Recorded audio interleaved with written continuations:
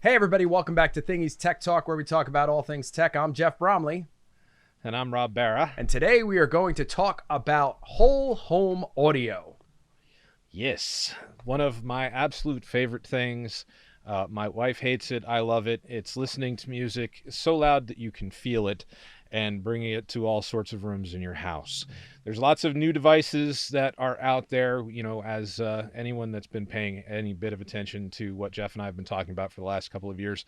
We're very big on the little smart speakers. And one of the neat things that you can do with all of your little collection of smart speakers is you can link them all together and you can make them all play the same music or different music if you want to. Or you can do sound effects like my wife did to scare the children. The police car is frighteningly realistic when you play it at very, very high volume. Yeah. Anyway. Well, there are three main, there's a couple different audio devices that you can use in your own home. And you've heard us talk about these in the past, but we're going to kind of outline the few top ones and some other ones that we'll talk about in a second. First up is Apple. Apple's got their whole HomePod and home audio system set up. It's very Apple-centric. If you guys like and have bought into the Apple ecosystem, this is probably the product for you. As I've talked about in the past, Apple has some Hey Siri challenges because it doesn't know whether you're talking to your phone or you're talking to the speaker. So it works well. However, it still has some challenges and some issues. I have the HomePod. I do love it. It sounds great. But in true Apple fashion, they don't let you make it sound bad.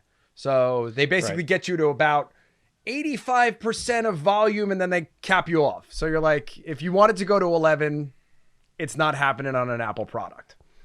Yeah, what's nice though about the Apple HomePod and HomePod Mini series is to Jeff's point, how well integrated it is with all of the other services. Now, one of the things that is new with iOS 14 is the announcement or the intercom system, which is pretty neat. It's something that I use extensively using the Amazon Alexa devices I have in my house.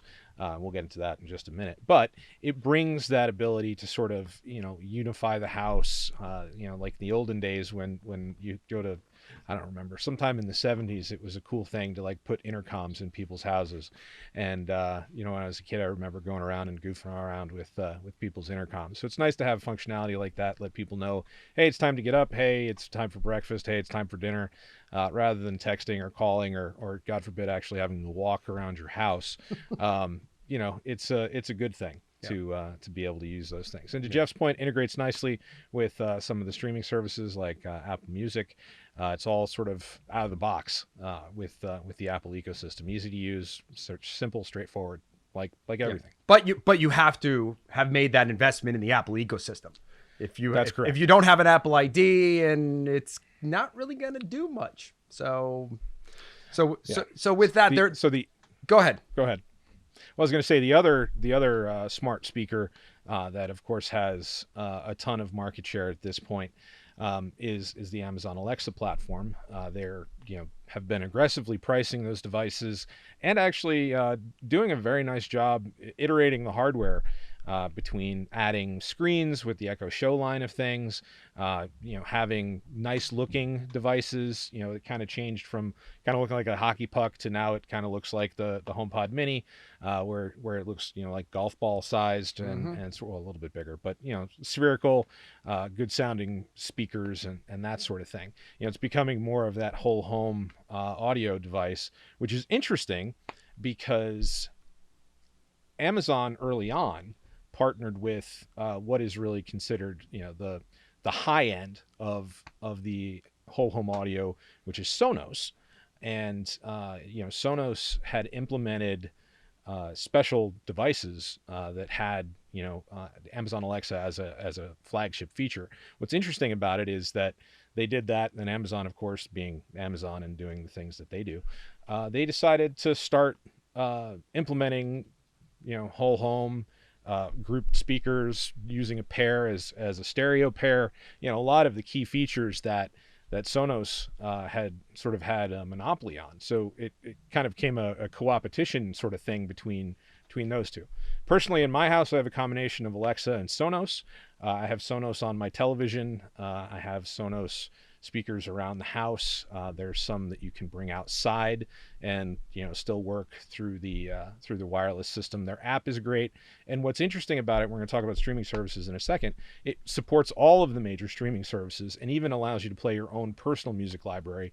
So if you're a music snob like somebody I know, you can basically rip your music at however ridiculously high quality you need to, and it'll support it. So it's I'm a big advocate of the Sonos ecosystem just because of its ease of use, and really the sound quality is phenomenal. Yeah. Personally, I haven't bought into the Sonos ecosystem.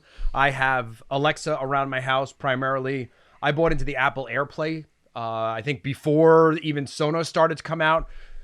Now I have my Apple AirPlay speaker, but I have an Alexa hooked up to it anyway, just because it's much easier to have voice control, and it just works. I also do like Alexa. That auxiliary jack is nice. Yeah, it is. I mean, that is a shortcoming of HomePod. All of the HomePods, there is no auxiliary jack. If it's not on your Wi-Fi network, if it's not working anymore, maybe something happened because mine did need to get sent out for repair.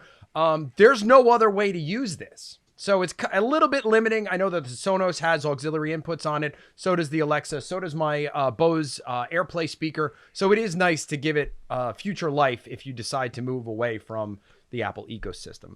But actually, when to the point about Sonos, Sonos has started out as actually a device that you added on to an existing hi-fi component system. And then sort of network together. So they have a whole line of products that you can also use that aren't smart speakers that you can use to bring the streaming services, not only bring the streaming services to your existing component-based audio system, but also take the audio coming from your existing component-based audio system and send it through the Sonos devices in your house. Yeah. So, I mean, the knock on Sonos has always been how expensive it is. Mm-hmm. It's probably comparable in price at this point, I would say, to what Apple is charging. But again, when you have a premium product, usually you expect to pay the premium price. Yeah, it's similar. It's similar to the Bose products. Correct. And you'll notice that we're not referring to any of the Google products because.